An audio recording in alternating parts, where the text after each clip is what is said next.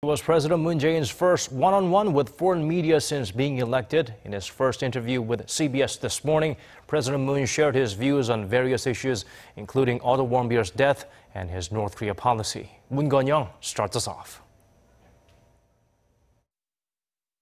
A freeze of North Korea's nuclear missile programs must precede any dialogue. South Korean President Moon Jae-in has made himself crystal clear to his U.S. counterpart.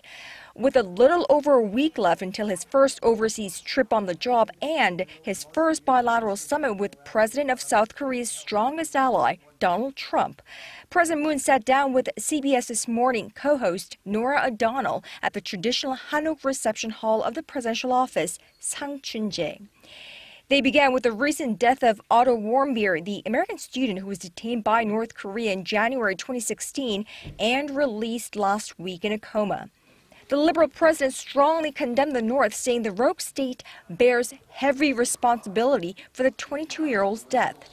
He also took the opportunity to urge Pyongyang to return other South Korean and U.S. citizens held there, vowing to make all-out efforts for their release. Branding North Korea as an irrational regime, he said it's absolutely critical that North Korea be completely dismantled of its nuclear program, and the way to achieve that is through dialogue. But President Moon, whose election pledges include standing up to the U.S. for South Korea's national interests or be able to say no to Washington, rejected the view that his North Korea policy is at odds with that of Mr. Trump. "I have never mentioned a dialogue with no preconditions whatsoever," he said.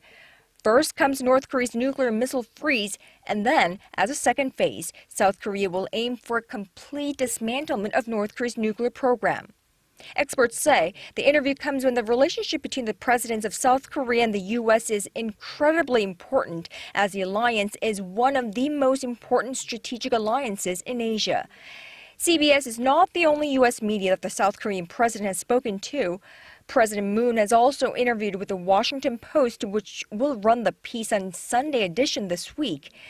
Analysts interpret the president's move as a way to set the tone, the agenda, and send a clear message to his U.S. counterpart ahead of their first two-day summit meeting in Washington next week. Reporting from Cheongwade, Connyoung, Arirang News.